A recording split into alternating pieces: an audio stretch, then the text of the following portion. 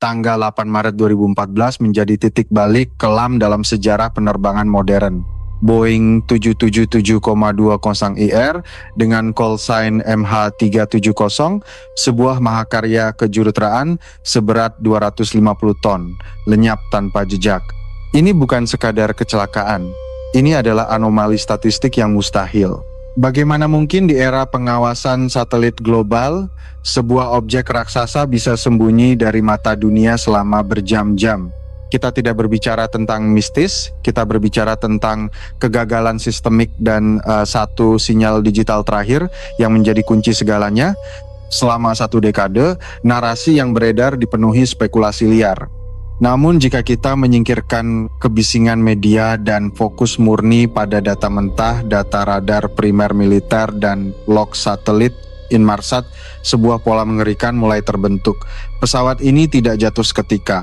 Ia terus terbang, menembus kegelapan malam, menuju kehampaan Samudra Hindia Selatan dalam sebuah perjalanan hantu yang terprogram dengan presisi yang menakutkan. Dalam 45 menit ke depan, kita akan membedah anatomi hilangnya MH370 dengan pendekatan forensik. Kita akan membongkar matematika di balik efek Doppler yang menentukan lokasi jatuhnya pesawat, menganalisis puing flapron yang mendarat di Afrika, dan menjawab pertanyaan terbesar, apakah ini pembajakan, kegagalan mekanis katastrofik, atau tindakan bunuh diri pilot yang diperhitungkan dengan dingin. Siapkan diri Anda untuk analisis teknis terdalam yang pernah ada. Mari kita putar ulang waktu ke detik-detik krusial. Pukul 00,41 waktu setempat, MH370 lepas landas dari Kuala Lumpur menuju Beijing. Kondisi cuaca baik, pesawat dalam kondisi prima, semuanya berjalan sesuai prosedur standar operasional hingga pesawat mencapai titik waypoint Igari di Laut Cina Selatan. Disinilah batas yurisdiksi antara ATC Malaysia dan Vietnam bertemu, sebuah celah administratif yang kelak menjadi fatal. Pukul 01.119, suara terakhir dari kokpit terdengar, "Good night Malaysian 370", itu adalah komunikasi rutin yang menipu. Kurang dari 2 menit kemudian, transponder pesawat dimatikan secara manual. Transponder adalah jantung identitas pesawat di radar sipil. Tanpa alat ini, MH370 berubah dari penerbangan komersial yang terdaftar menjadi sekadar titik tanpa nama, sebuah blip bisu yang tidak memberikan data ketinggian maupun identitas. Momen matinya transponder ini sangat presisi, terjadi tepat di dead zone atau zona buta saat serah terima pengawasan antara Kuala Lumpur dan Ho Chi Minh. Ini mengindikasikan bahwa pelakunya memiliki pengetahuan mendalam tentang prosedur penerbangan dan cakupan radar. Pesawat tidak sekadar hilang sinyal, ia sengaja dibuat gelap secara elektronik untuk menghindari deteksi awal. Setelah transponder mati, pesawat melakukan manuver tajam ke kiri, berputar balik ke arah barat daya, melintasi semenanjung Malaysia. Ini bukan jalur yang bisa dilakukan oleh autopilot yang rusak atau pesawat yang kehilangan kendali. Ini adalah penerbangan yang dikendalikan secara aktif. Pesawat menaikkan ketinggian hingga batas operasional, mungkin untuk membuat penumpang pingsan akibat hipoksia sebelum turun kembali untuk menghindari radar. Sejarah penerbangan mencatat banyak kecelakaan, tetapi kehilangan kontak total tanpa panggilan Mayday sangatlah langka di era modern. Biasanya jika terjadi kegagalan mekanis mendadak seperti ledakan atau dekompresi, pilot masih memiliki waktu hitungan detik untuk mengirim sinyal darurat. Keheningan total dari MH370 mengingatkan kita pada kasus Helios Airways 522, namun perbedaannya adalah MH370 terus bermanuver, bukan terbang lurus sebagai pesawat hantu sejak awal.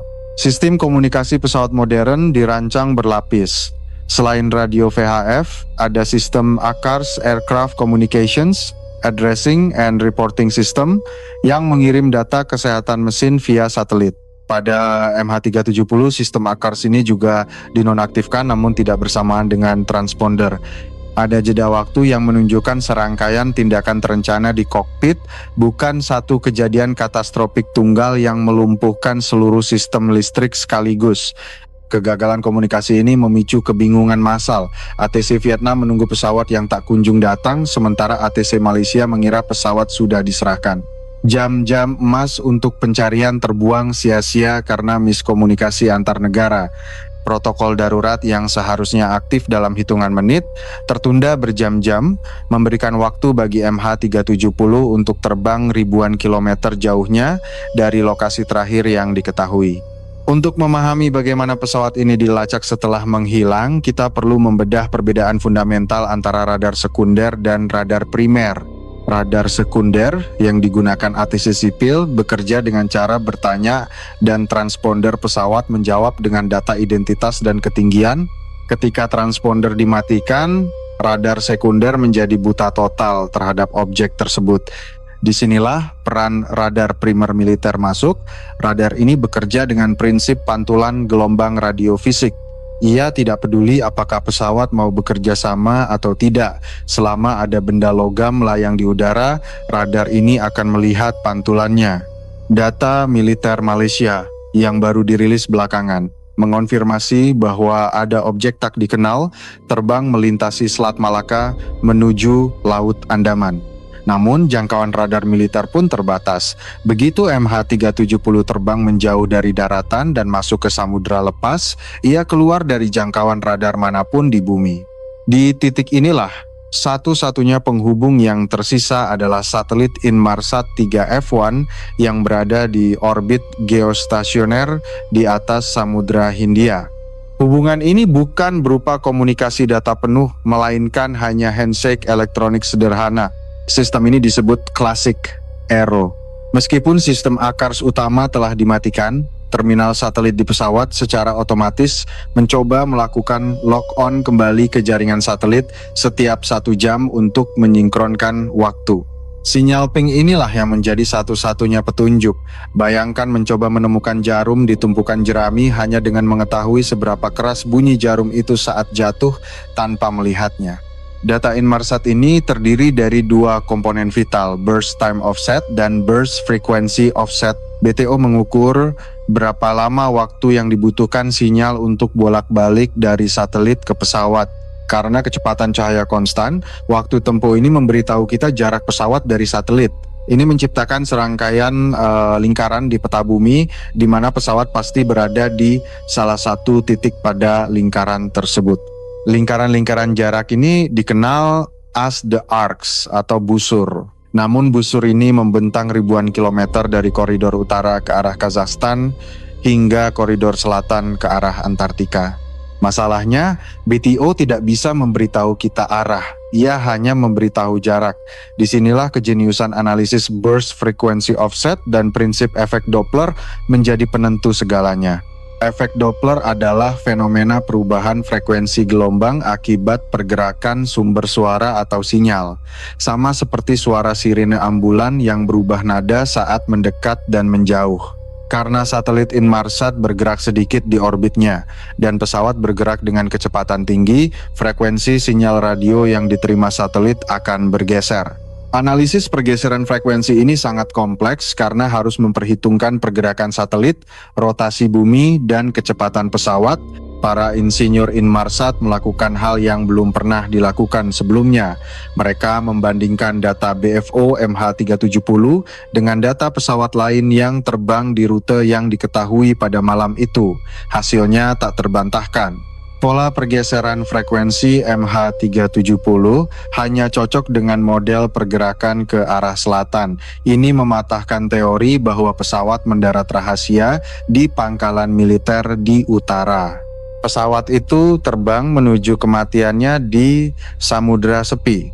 Berdasarkan data ini, investigasi menetapkan The Seven Arc atau busur ketujuh sebagai lokasi jatuhnya pesawat. Ini adalah garis imajiner di Samudra Hindia tempat bahan bakar pesawat diperkirakan habis.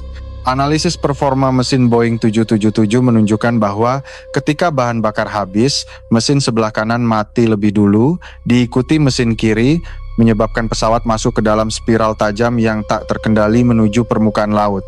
Namun, pencarian di busur ketujuh selama bertahun-tahun tidak membuahkan hasil bangkai utama.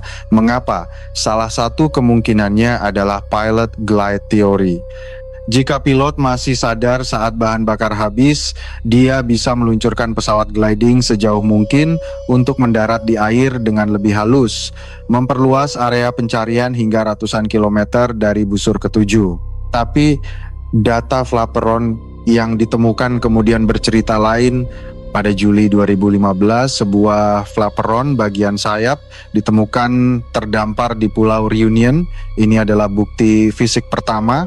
Analisis kerusakan pada flaperon menunjukkan bahwa bagian tersebut terlepas saat pesawat masih memiliki energi kinetik tinggi, mengindikasikan benturan keras, bukan pendaratan air yang terkontrol. Ini memperkuat dugaan bahwa tidak ada orang yang mengendalikan pesawat di detik-detik terakhirnya. Yang lebih menarik adalah saksi bisu yang menempel pada flaperon tersebut tertib dari spesies lepas Anativera. Ukuran dan usia tritip ini memberi petunjuk tentang berapa lama puing tersebut mengapung dan suhu air yang dilaluinya. Ahli biologi laut menggunakan data ini untuk merekayasa balik jalur hanyut yang konsisten dengan asal-usul dari area pencarian di Samudra Hindia Selatan. Sekarang mari kita bicara tentang gajah di pelupuk mata, Kapten Zaharie Ahmad Shah. Simulator penerbangan di rumahnya menunjukkan adanya latihan rute ke Samudra Hindia Selatan yang dihapus beberapa minggu sebelum kejadian. Meskipun ini adalah bukti tidak langsung pola penerbangan yang menghindari radar dan mematikan komunikasi sangat konsisten dengan tindakan manusia yang terlatih, bukan kegagalan mesin otonom. Teori mass hypoxia atau kekurangan oksigen massal juga sempat menjadi primadona. Teori ini menyatakan bahwa terjadi dekompresi lambat, pilot pingsan, dan pesawat terbang dengan autopilot hingga bahan bakar habis. Namun, teori ini gagal menjelaskan mengapa transponder dan akars dimatikan secara manual pada waktu yang berbeda, dan mengapa pesawat melakukan belokan tajam yang disengaja setelah hilang kontak. Analisis kargo juga menimbulkan pertanyaan. MH370 membawa muatan baterai, litium ion, dan buah manggis dalam jumlah besar. Spekulasi tentang kebakaran kargo akibat baterai sempat muncul. Namun, sistem pemadam kebakaran pesawat akan memicu alarm yang terkirim via akars sebelum sistem mati. Fakta bahwa tidak ada sinyal darurat sama sekali lebih mendukung skenario sistem dimatikan sengaja daripada kerusakan akibat api. Kembali ke data satelit, ada satu anomali terakhir, sinyal ping ke-7 yang tidak lengkap. Log-on request terakhir ini terjadi saat bahan bakar diperkirakan habis, namun data BEVO-nya menunjukkan pesawat sedang menukik tajam dengan kecepatan vertikal yang sangat tinggi, mungkin hingga 15.000 atau 20.000 kaki per menit. Ini adalah death dive, pesawat jatuh seperti batu, menghantam permukaan laut dengan kekuatan yang menghancurkan struktur menjadi jutaan keping. Kondisi lautan di Samudra Hindia Selatan adalah salah satu yang terganas di dunia, dikenal sebagai Roaring Forties. Gelombang setinggi gedung bertingkat dan dasar laut yang belum terpetakan dengan baik membuat pencarian puing kecil menjadi mimpi buruk logistik. Topografi dasar laut di sana penuh dengan pegunungan berapi bawah laut dan palung dalam, tempat sempurna untuk menyembunyikan rahasia selamanya. Pencarian MH370 telah mendorong batas teknologi pemetaan bawah laut. Menggunakan AUV Autonomous Underwater Vehicles yang dilengkapi sonar samping, side scan sonar, tim pencari telah memetakan area seluas ratusan ribu kilometer persegi. Ironisnya, kita sekarang memiliki peta dasar Samudra Hindia yang lebih detail daripada peta permukaan Mars, semua berkat tragedi ini. Salah satu temuan menarik dari studi drift modeling terbaru oleh Richard Godfrey menggunakan teknologi WSPR, Wake Signal Propagation Reporter, mengklaim bisa melacak gangguan gelombang radio amatir yang dilalui pesawat. Meskipun masih diperdebatkan validitasnya oleh komunitas sains arus utama, metode ini menawarkan harapan baru untuk mempersempit area pencarian yang selama ini terlalu luas. Kita juga harus membahas aspek psikologis dari investigasi ini. Bias konfirmasi sering terjadi. Pihak yang percaya teori bunuh diri pilot akan mencari bukti yang mendukung itu dan mengabaikan yang lain, begitu juga sebaliknya. Namun, sebagai analis, kita harus tetap agnostik. Data Inmarsat adalah satu-satunya kebenaran objektif yang kita miliki, meskipun interpretasinya masih memiliki margin error. Perdebatan tentang control ditching versus high speed impact sangat krusial untuk pencarian. Jika pilot mendaratkan pesawat dengan mulus, badan pesawat mungkin masih utuh dan tenggelam sebagai satu kesatuan, membuatnya lebih mudah dideteksi sonar. Namun, puing-puing kecil yang ditemukan menunjukkan fragmentasi tinggi, yang berarti pesawat hancur berkeping-keping, menyebarkan puing di area luas yang sulit diidentifikasi sonar. Analisis Barnacles pada puing sirip sayap juga memberikan petunjuk suhu. Cangkang teritip merekam isotop oksigen yang berkorelasi dengan suhu air saat mereka tumbuh.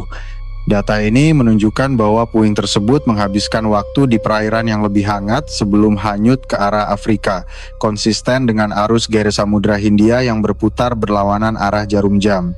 Ada pula misteri muatan 2,5 ton yang dalam manifest kargo hanya tertulis sebagai consolidation tanpa detail spesifik. Meskipun teori konspirasi menyukainya, dalam logistik kargo udara ini hal lumrah.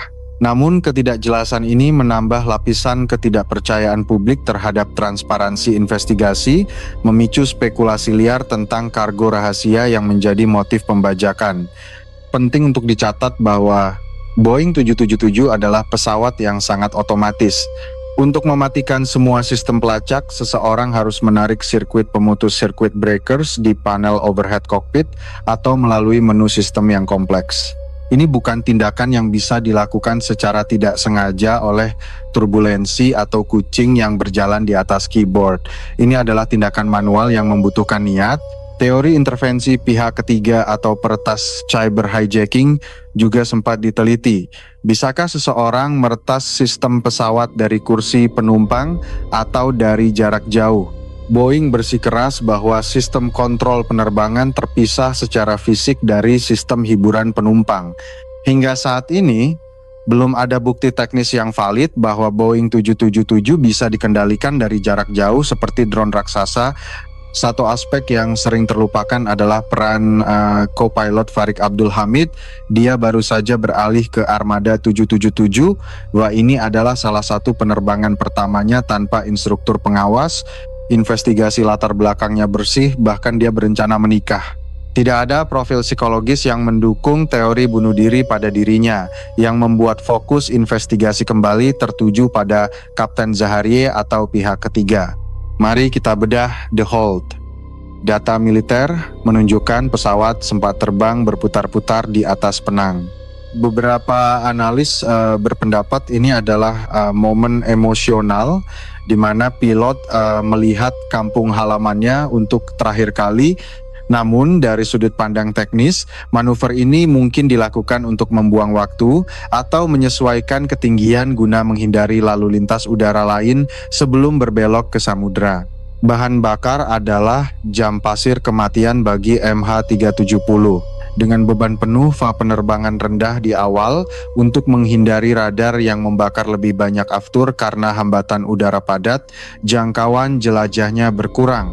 Perhitungan konsumsi bahan bakar inilah yang membantu membatasi area pencarian di busur ketujuh, namun variabel angin, ketinggian jelajah yang tidak diketahui pasti membuat area tersebut tetap sangat luas.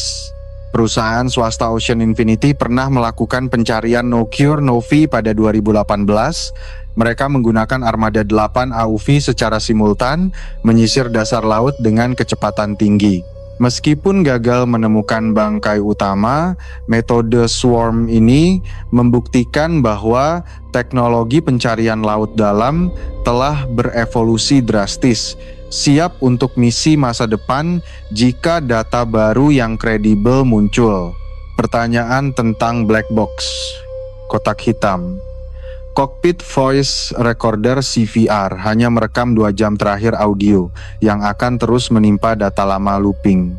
Jika pesawat terbang hantu selama 6 jam, suara percakapan saat pembajakan atau kejadian awal sudah pasti terhapus. Kita hanya akan mendengar suara alarm bahan bakar habis vadesing angin di menit-menit terakhir. Flight data recorder adalah harapan satu-satunya. Namun, baterai pinger lokasi pada black box hanya bertahan 30 hari. Setelah itu, kotak hitam diam selamanya. Pencarian akustik di bulan-bulan pertama sempat mendeteksi sinyal yang diduga dari black box, namun ternyata itu adalah gangguan dari kapal atau paus. Kegagalan mendeteksi sinyal dalam 30 hari pertama adalah salah satu alasan mengapa misteri ini berlarut hingga 1 dekade. Analisis puing interior yang ditemukan di Madagaskar dan Mozambik juga memberikan petunjuk. Beberapa panel kabin menunjukkan kerusakan yang konsisten dengan tekanan air tinggi, bukan api. Ini semakin menguatkan teori benturan keras di laut. Tidak ada tanda-tanda jelaga atau ledakan bom pada puing-puing tersebut yang secara efektif menyingkirkan teori serangan teroris menggunakan bahan peledak. Pelajaran dari Air France 447 yang jatuh di Atlantik pada 2009 adalah butuh 2 tahun untuk menemukannya, padahal posisi terakhir diketahui cukup akurat.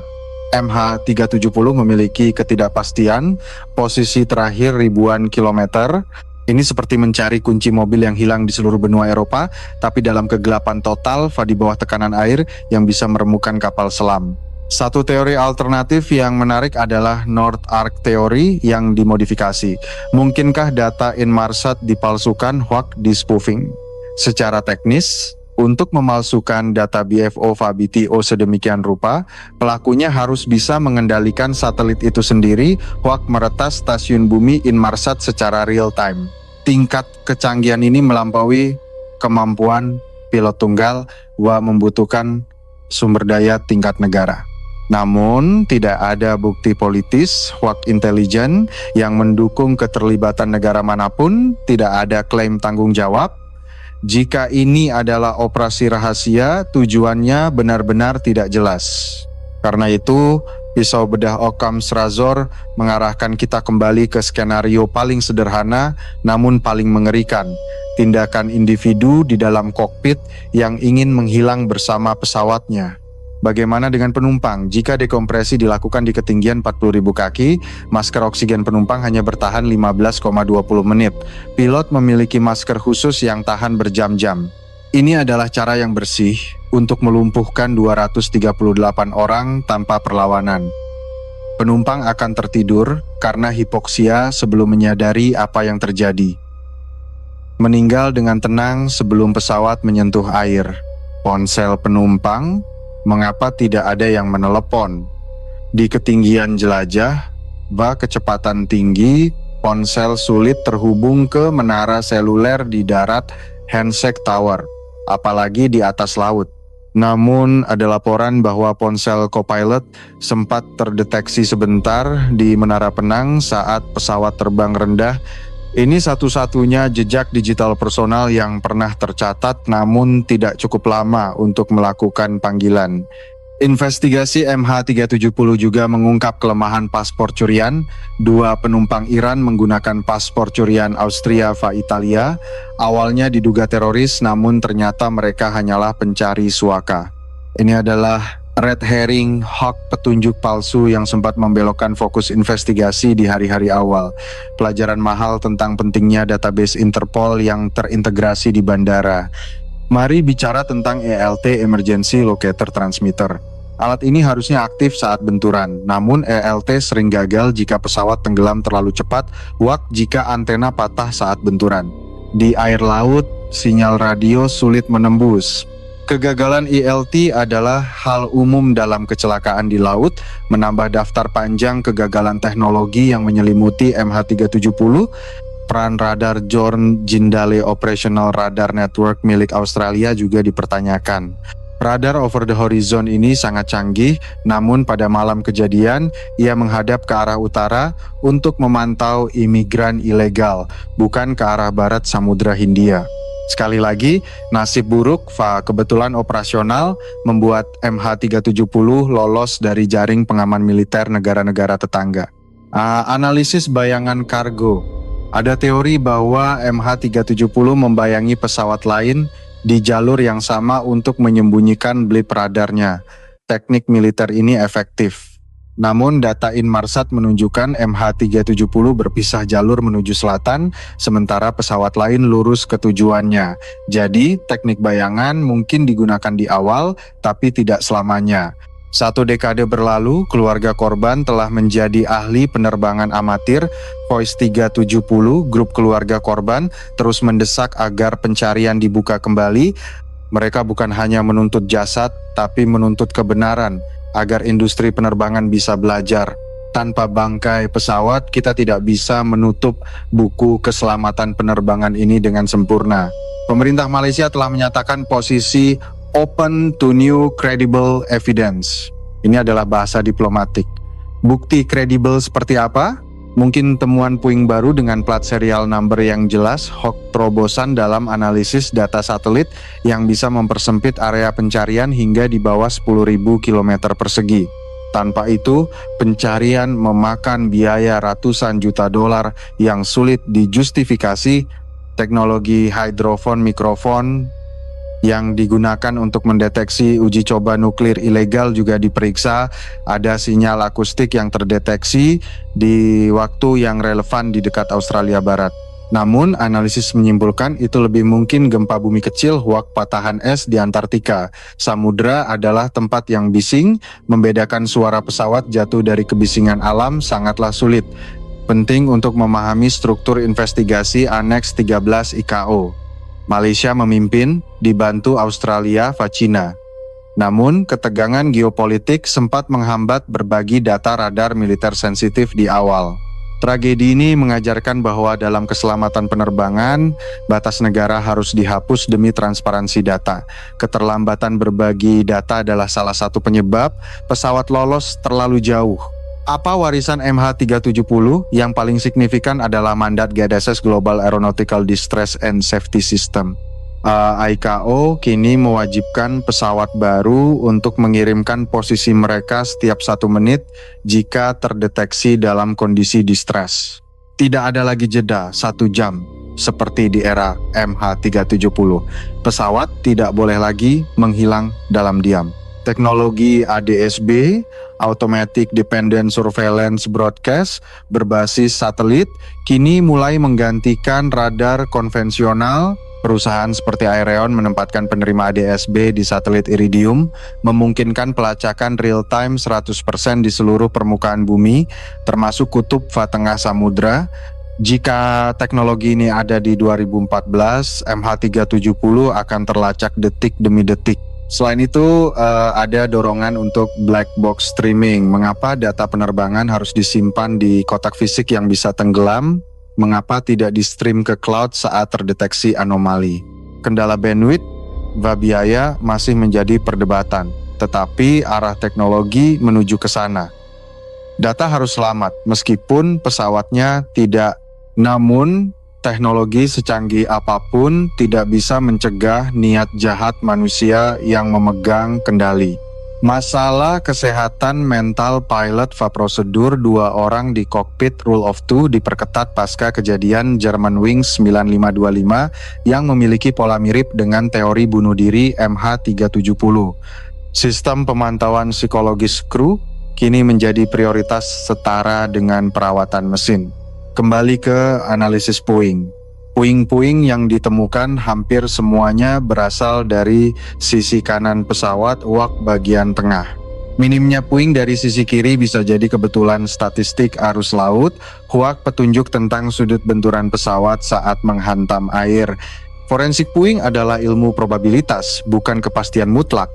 Namun ia memberi kita potongan puzzle yang berharga.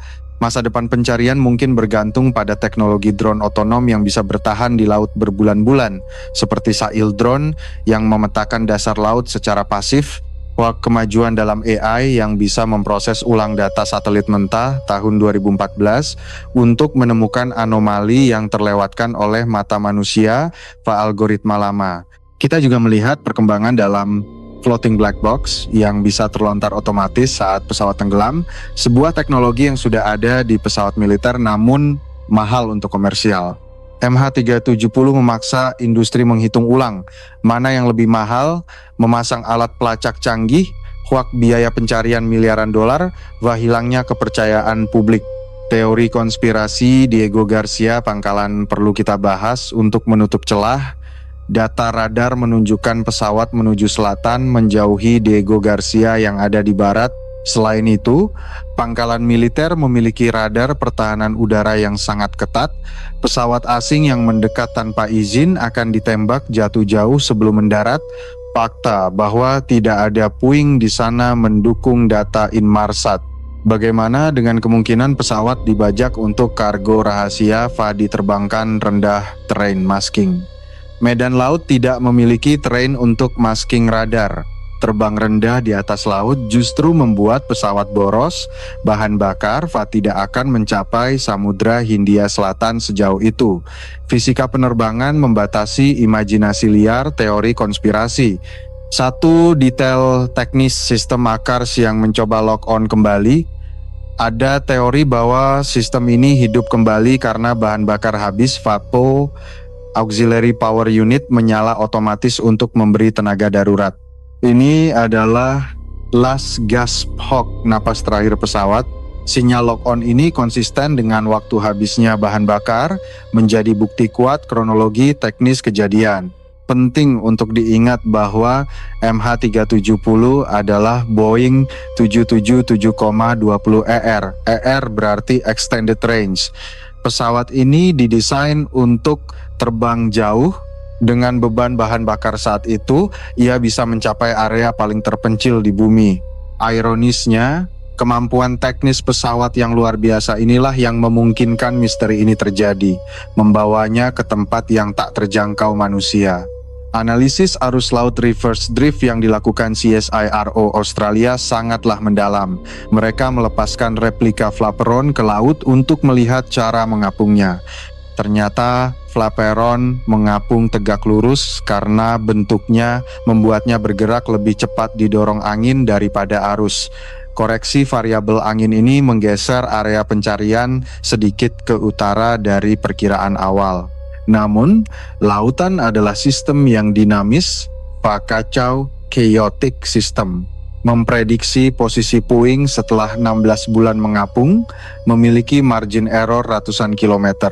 Inilah sebabnya mengapa menemukan titik jatuhnya impact point berdasarkan lokasi penemuan puing Discovery Point sangatlah sulit, seperti menebak di mana kertas dijatuhkan dari pesawat hanya dengan menemukannya di tanah saat badai. Apakah ada kemungkinan pesawat mendarat utuh di dasar laut? Jika pilot melakukan ditching sempurna, pesawat mungkin tenggelam utuh. Namun, tekanan hidrostatik di kedalaman 4.000 meter akan menghancurkan ruang udara yang tertutup. Kecuali pesawat sudah bocor, terisi air saat turun, mustahil ia tetap utuh sempurna di kedalaman tersebut tanpa implosi. Kesimpulan dari laporan akhir investigasi keselamatan Malaysia tahun 2018 adalah tim investigasi tidak dapat menentukan penyebab pasti hilangnya MH370. Kalimat ini mengecewakan banyak pihak, tetapi secara ilmiah itu adalah pernyataan paling jujur. Tanpa black box bangkai utama, semua skenario hanyalah probabilitas, bukan fakta. Meskipun misteri belum terpecahkan, dunia penerbangan hari ini jauh lebih aman karena MH370. Protokol pelacakan diperketat, kesadaran mental health crew ditingkatkan, teknologi satelit diadopsi lebih luas. Tragedi ini menjadi katalis perubahan yang mungkin telah menyelamatkan ribuan nyawa lain tanpa kita sadari dalam dekade terakhir. Bagi keluarga korban, closure hak penutupan batin mungkin tidak akan pernah datang sepenuhnya tanpa pemakaman yang layak. Namun, upaya tak kenal lelah dari komunitas sains global untuk memecahkan teka-teki ini adalah bentuk penghormatan tersendiri. Bahwa dunia tidak lupa, bahwa kita tidak akan berhenti mencari jawaban sampai fisika dan matematika menyerah. Apakah MH370 akan ditemukan? Sejarah Titanic Air France 447 mengajarkan kita kesabaran. Titanic butuh 73 tahun.